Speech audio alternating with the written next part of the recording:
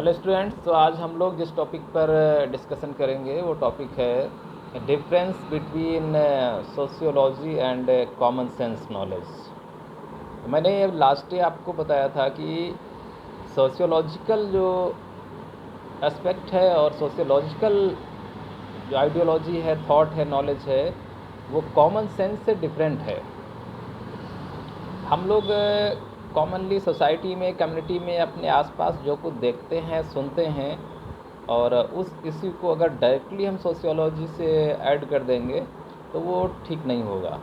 Sociology में मैंने बताया था आपको कि साइंटिफिक मेथड के थ्रू से उसमें चीज़ों को एनालाइज किया जाता है और फिर किसी पर्टिकुलर डिसीजन पर लास्ट में हम लोग पहुंचते हैं। तो वो एक साइंटिफिक वे होता है। इसमें एक यूनिवर्सल एक्सेप्टेंस वाले थॉट्स और आइडियाज़ को जगह दी जाती है। कॉमन सेंस में क्या होता है, बस हम जैसा देखते हैं, सुनते हैं, चीज़ों को वैसा ही मान लेते हैं। अभी हम इसको एक एग्जांपल से क्लियर करेंगे। आप पेज नंबर 8 में देखेंगे, अपनी एनसीईआरटी बुक में पेज नंबर 8 में जाएंगे तो वहाँ पर ये देखिए लिखा हुआ है। इसमें एक एक्सप्लेनेशन लिया गया है पॉवर्टी का, और उसको फिर दो बेसिस पर अलग अलग समझाने की कोशिश की गई है। एक नेचुरलिस्टिक और दूसरा सोशियोलॉजिकल एस्पेक्ट। तो ये जो पॉवर्टी, गरीबी है, गरीबी के कारण क्या है, आप मान लीजिए अपने कंट्री में या स्टेट में कहीं पर भी गरीबी देखते हैं तो आपसे पूछा जाए कि गरीबी के क्या कारण हैं, what are the reasons for poverty in country or in your area.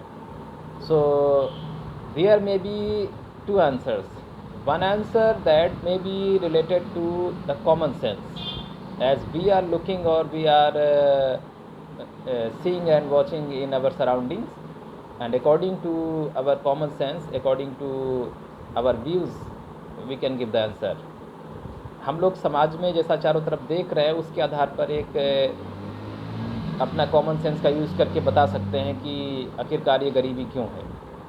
और दूसरा तरीका ये है कि एक ऑथेंटिक रीज़न जो कि सोशियोलॉजी के, समाजशास्त्र के या एक साइंटिफिक वे में जो एक लॉजिकल आंसर होना चाहिए कि गरीबी के कारण क्या है, उन दोनों में डिफरेंस होता है। तो यहाँ जो ये नेचुरलिस्टिक रीज़न दिया गया है गरीबी का, ये कॉमन सेंस पर बेस्ड है। और ये क्या कह रहा है, देखिए इसमें साफ साफ लिखा हुआ है, people are poor because they are afraid of work, come from problem families, are unable to budget poverty, suffer from low intelligence and shiftlessness. ये बताया जा रहा है कि गरीबी का कारण है क्योंकि लोग काम से डरते हैं। जो काम नहीं करना चाहते, काम से डरते हैं, वो लोग गरीब रह जाते हैं। वो गरीबी का कारण है।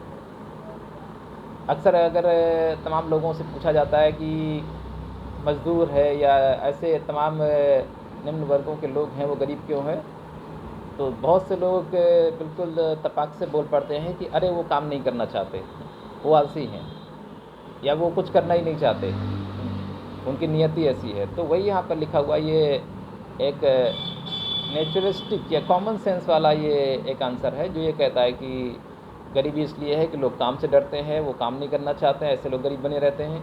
या वो ऐसी फैमिलीज़ से आते हैं जो परिवार समस्याग्रस्त हैं, और या वो अपने फैमिली के बजट को प्लान नहीं कर पाते, अपने आय और व्यय के बीच जो एक बैलेंस होना चाहिए वो बना नहीं पाते हैं, जिसकी वजह से वो गरीब बने रहते आते हैं।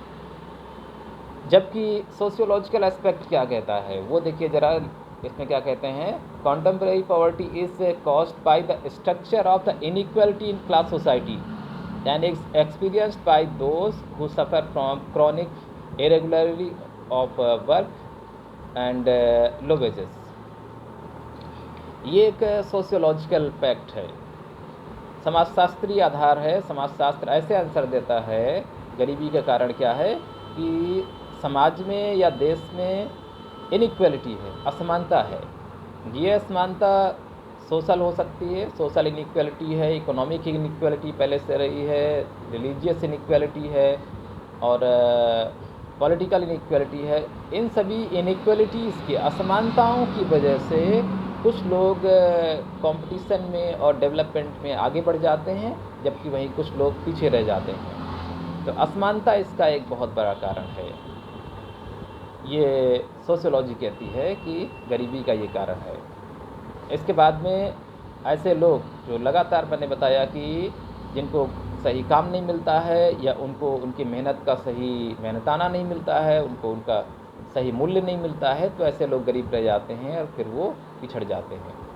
तो ये डिफरेंस है, आपने देखा कि किस तरीके से सोशियोलॉजी में और कॉमन सेंस का जो नॉलेज होता है, उन दोनों में कैसे डिफरेंस है। सोशियोलॉजी में ये सभी जो आंसर दिए हैं, या जब कभी कोई लॉजिक देते हैं कॉन्सेप्ट, तो वो नाप तौल करके सभी मानकों पर, स्टैंडर्ड पर उसको देखा जाता है।